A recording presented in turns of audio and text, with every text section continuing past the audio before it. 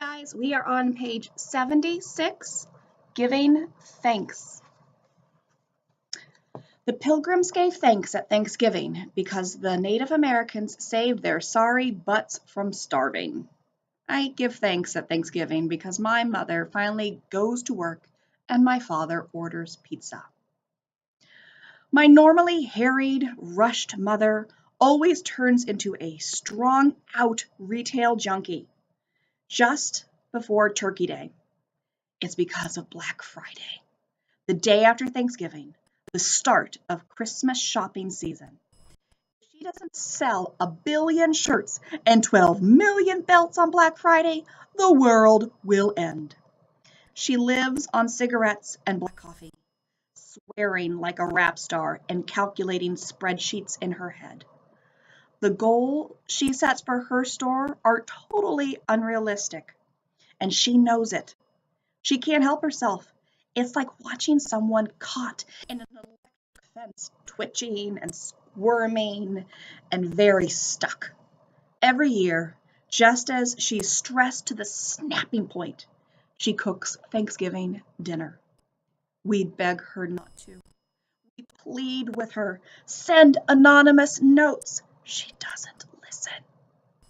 I go to bed the night before Thanksgiving at 10 p.m. She's pounding on her laptop at the dining room table when I come downstairs. Thanksgiving morning, she's still there. I don't think she slept.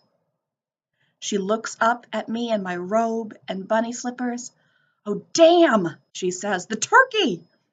I peel potatoes while she gives the frozen turkey a hot bath. The windows fog up, separating us from the outside. I want to suggest that we have something else for dinner, spaghetti maybe, or sandwiches, but I know she wouldn't take it the right way. She hacks at the guts of the turkey with an ice pick to get the body bag of parts. I'm impressed. Last year, she cooked the bird with the bag inside. Cooking Thanksgiving dinner means something to her. It's like a holy obligation, part of what makes her a wife and mother. My family doesn't talk much, and we have nothing in common. But if my mother cooks a proper Thanksgiving dinner, it says we'll be a family for one more year. Kodak logic. Only in film commercials does stuff like that work. I finish the potatoes. She sends me to the TV to watch the parades. Dad stumbles downstairs. "How is she?" he asks before he goes in the kitchen. "It's Thanksgiving," I say. Dad puts on his coat. "Donuts?" he asks. I nod. The phone rings. Mom answers. It's the store. "Emergency number 1. I go into the kitchen for a soda. She pours me orange juice, which I can't drink because it burns my scabby lips. The turkey floats in the sink. A 10-pound turkey iceberg. I feel very much like the Titanic. Mom hangs up and chases me out with the instructions to take a shower and clean my room. I soak in the bathtub. I fill my lungs with air and float on top of the water, then blow out all the breath and sink to the bottom. My head underwater to listen to my heartbeat. The phone rings again. Emergency number. By the time I'm dressed, the parades are over and Dad is watching football. Confectioner sugar dusts all the stubble on his face. I don't like it when he bums around the house on holidays. I like my dad clean-shaven and wearing a suit.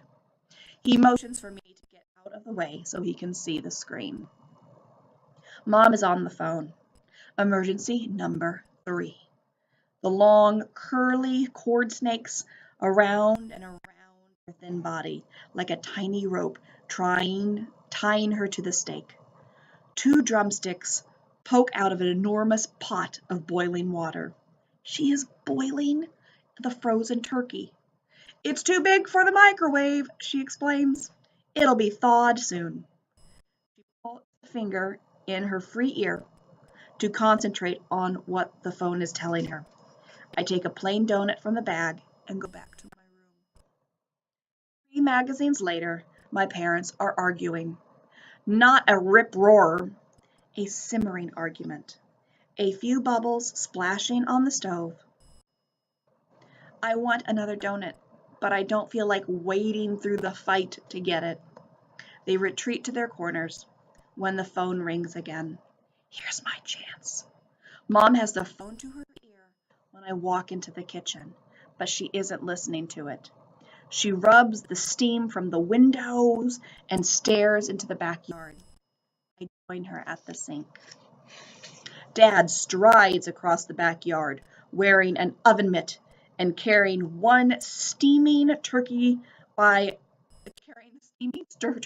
one leg. He said it would take hours to thaw, mutters Mom. A tiny voice squeaks from the receiver. No, not you, Ted, she tells the phone. Dad lays the turkey on the chopping block and picks up his hatchet. Whack! The hatchet sticks in the frozen turkey flesh. He saws back and forth. Whack! A slice of frozen turkey slides to the ground. He picks it up and waves it at the window. Mom turns her back to him and tells Ted she's on her way. After Mom leaves the store, Dad takes over the dinner. It's the principle of the thing. If he gripes about the way she handled Thanksgiving, then he has to prove he can do a better job. He brings in the butchered, dirty meat and washes it in the sink with detergent and hot water. He rinses off the hatchet. Dad: just like the old days, right, Melly? Fellow goes out into the woods and brings home dinner. This isn't so difficult. Cooking just requires some organization and the ability to read. Now, get me the bread. I'm going to make real stuffing the way my mother used to. You don't need to help. Why don't you do some homework? Maybe some extra credit work to pull up those grades. I'll call you when dinner is ready. I think about studying, but it's a holiday. So I park myself on the living room couch and watch an old movie instead. I smell smoke twice, wince when the glass shatters on the floor, and listen in on the other phone to his conversation with the turkey hotline lady. She says turkey soup is the best part of Thanksgiving anyway.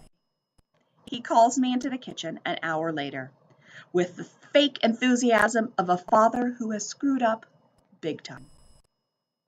Bones are heaped on the cutting board. A pot of glue boils on the stove. Bits of gray, green, and yellow roll in the burping white paste. Dad: it's supposed to be soup. Me: Dad, it tasted a bit watery, so I keep adding thickener. I put in some corn and peas. Me: Dad, pulling the wallet from his back pocket. Call for pizza. I'll get rid of this. I ordered double cheese, double mushroom. Dad buries the soup in the backyard next to our dead beagle Ariel. Wishbone: I want to make a memorial for our turkey. Never has a bird been so tortured to provide such a lousy dinner. I dig the bones out of the trash and bring them to art class. Mr. Freeman is thrilled. He tells me to work on the bird, but keep thinking tree. Mr. Freeman: you are on fire, Melinda. I can see it in your eyes. You were caught up in the meaning, in the subjectivity of the effect of commercialism on this holiday. This is wonderful, wonderful. Be the bird. You are the bird. Sacrifice yourself to abandoned family values and canned yams. Whatever. At first, I want to glue the bones together in a heap like firewood. Get it? Tree, firewood. But Mr. Freeman sighs. I can do better, he says. I arrange the bones on a black piece of paper and try to draw a turkey around it. I don't need Mr. Freeman to tell me it stinks. By this point, he has thrown himself back into his own painting and forgotten we exist. He is working on a huge canvas. It started out bleak, a gutted building along a gray road on a rainy day. He spent a week painting dirty coins on the sidewalk, sweating to get them just right. He painted the faces of school board members peering out the windows of the building. Then he put bars on the windows and turned the building into a prison. His canvas is better than TV because you never know what's going to happen next. I crumple the paper and lay out the bones on the table. Melinda Sordino, anthropologist. I have unearthed the remains of a hideous sacrifice. The bell rings, and I look to Mr. Freeman with puppy dog eyes. He says he'll call my Spanish teacher with some kind of excuse. I can stay for another class period. When Ivy hears this, she begs permission to stay late, too. She's trying to conquer her fear of clowns. She's constructing some weird sculpture, a mask, behind a clown's face. Mr. Freeman says yes to Ivy, too. She waggles her eyebrows at me and grins. By the time I figure that this might be a good time to say something friendly to her, she is back at work. I glue the bones to a block of wood, arranging the skeleton like a museum exhibit. I find knives and forks in the odds and end bins and glue them so it looks like they are attacking the bones. I take a step back. It isn't quite done. I rummage in the bin again and find a half-melted palm tree from a Lego set. It'll do. Mr. Freeman hangs on to everything a normal person would throw out. Happy Meal toys, lost playing cards, grocery store receipts, keys, dolls, a salt shaker, trains. How does he know this stuff could be art? I pop off the head of a Barbie doll and set it inside the turkey's body. That feels right. Ivy walks past and looks. She arches her left eyebrow and nods. I wave my hand and Mr. Freeman comes over to inspect. He almost faints in delight. Mr. Freeman, excellent, excellent. What does this say to you? Darn, I didn't know there would be a quiz. Clear my throat. I can't get any words out. It is too dry. I try again with a little cough. Mr. Freeman, sore throat? Don't worry, it's going around. Want me to tell you what I see? I nod in relief. I see a girl caught in the remains of a holiday gone bad, with her flesh picked off day after day as the carcass dries out. Knife and fork are obviously middle-class sensibilities. The palm tree is a nice touch. A broken dream, perhaps? Plastic honeymoon? Deserted island? Oh, if you put in a slice of pumpkin pie, it could be a deserted island. I laugh in spite of myself. I'm getting the hang of this. While Ivy and Mr. Freeman watch, I reach in and pluck out the Barbie head. I set it on top of the bony carcass. There is no place for the palm tree. I toss that aside. I move the knife and fork so they look like legs. And I place a piece of tape over Barbie's mouth. Me. Do you have any twigs? Little branches? I could use them to make arms. Ivy opens her mouth to say something, then closes it again.